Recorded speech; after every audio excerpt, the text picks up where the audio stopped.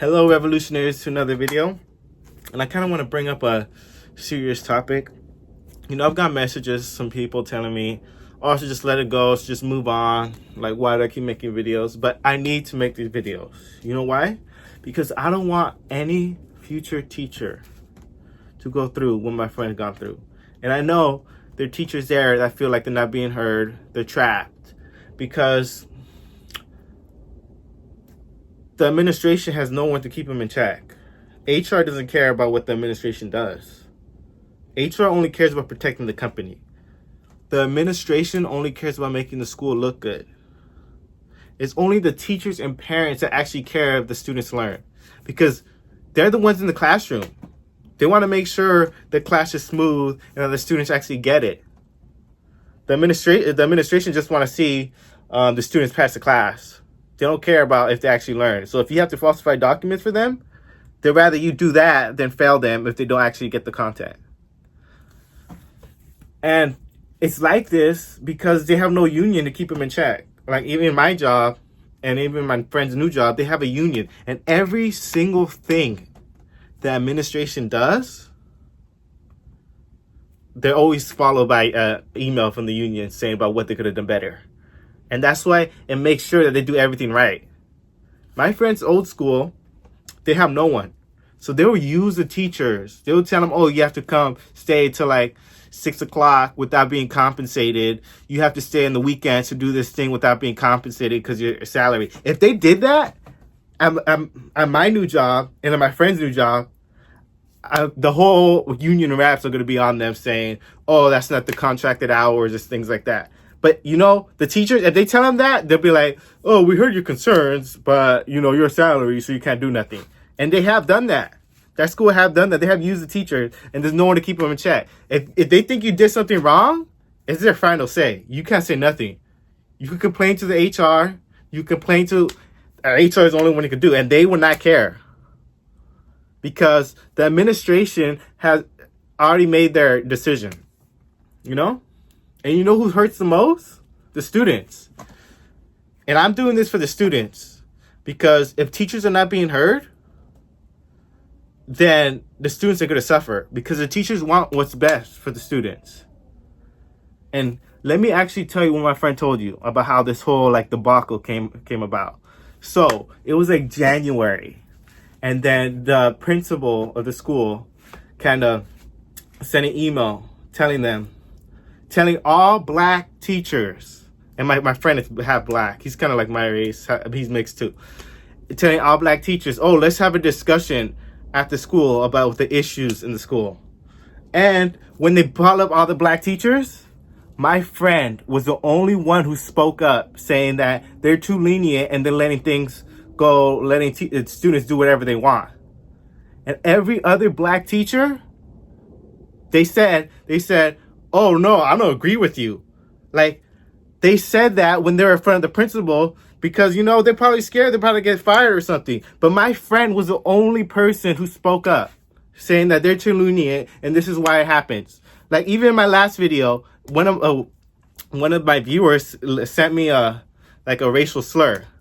And I don't, it didn't really bother me what he said because, he's probably just a racist child, probably midget who can't even bench a bar on the gym. And, but here's the thing. YouTube has things in place. If someone does hate speech, they block them, they remove their accounts. So if YouTube didn't have that, then people could be racist and hate speech all they want. And at that point, who's to blame? YouTube or the people who are saying the stuff? YouTube would be just as fault. But YouTube has systems in place. But that school, if the school does not have systems in place and they keep letting this happen and saying it doesn't exist or it's not how you're creating false narratives, then the school is just to blame why all these bad things and all these racist things are happening. So my friend, they were calling them racial slurs, calling them slaves and stuff like that. And he brought up how every time he tried to report it to the administration, they always change it saying, oh, it wasn't directed towards you or the student wasn't serious. You're just playing around. How is that holding them accountable? You're basically saying that, oh, we're going to let you out because they don't want to suspend students because that will make the school look bad. So that school is just at fault.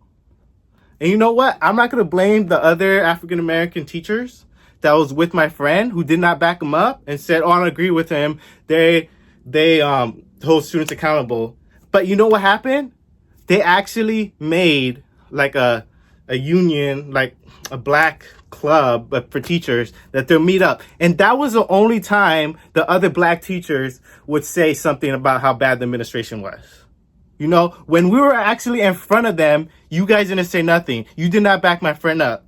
But when you guys were hiding, when no one was watching, that's when you guys decided to speak. You know, I don't know if you had to like experience throughout the year, but when it actually mattered, when they're listening, everyone was quiet except for my friend. And after he said that, that's when they started saying, "Oh, you're coming in late. You didn't submit this." So that meeting wasn't a meeting to hear the issues.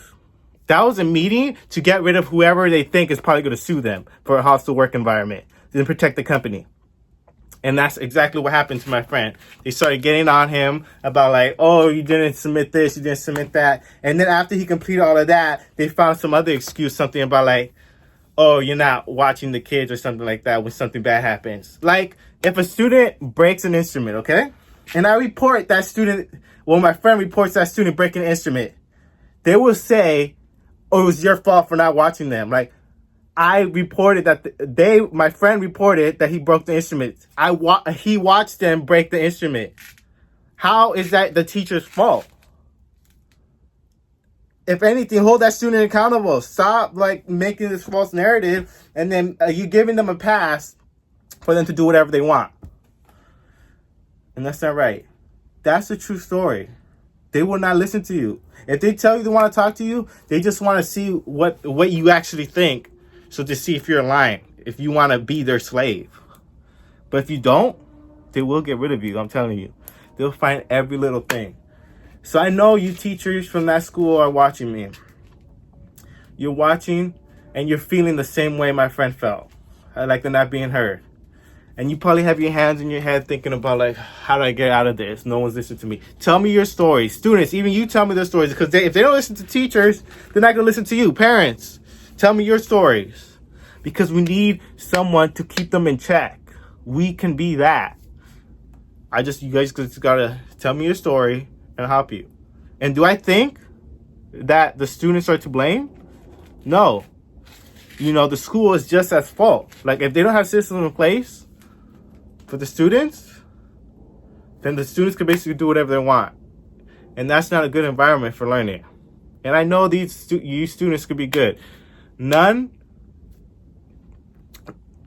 I think that those students could do the same as all these wealthy schools. Like, we're all humans. We all have the same potential. And I hate seeing wasted potential. I know every student in my class, or what my friend had in his class, has potential. And when they're in an environment where their other classmates or people are not like listening or really disrupting the class, it limits them potentials and the people who are disrupting the class potential, because even they have potential too.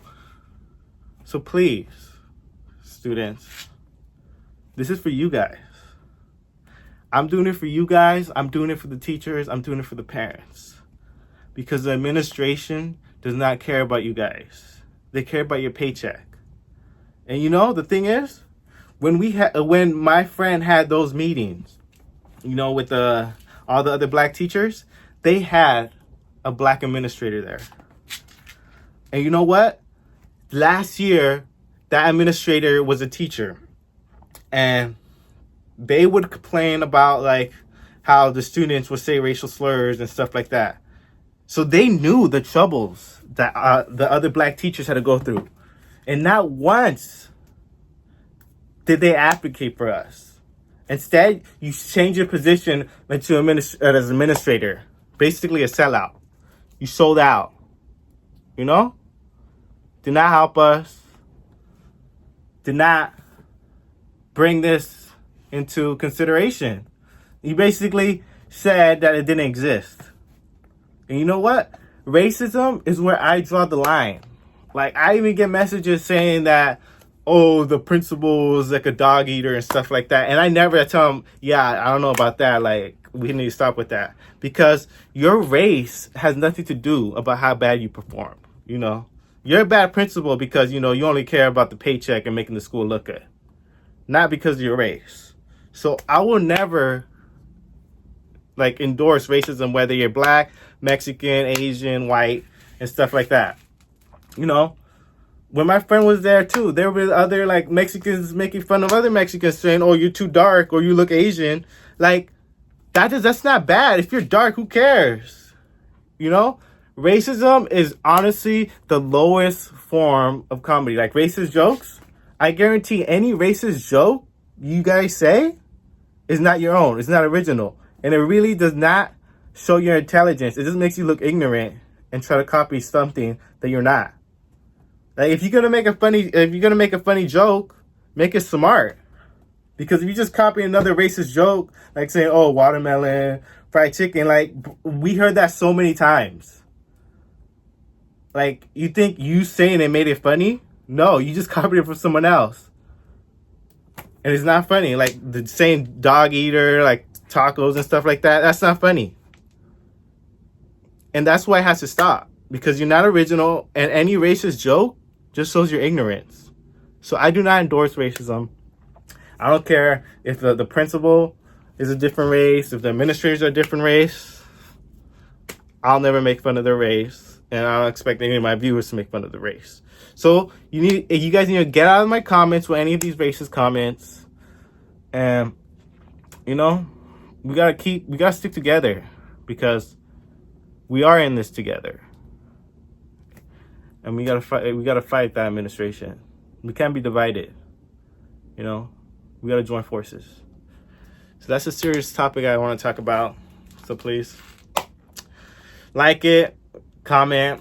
I really need likes because you guys be getting my views, but I need more likes. So please like my videos. See you in the next one.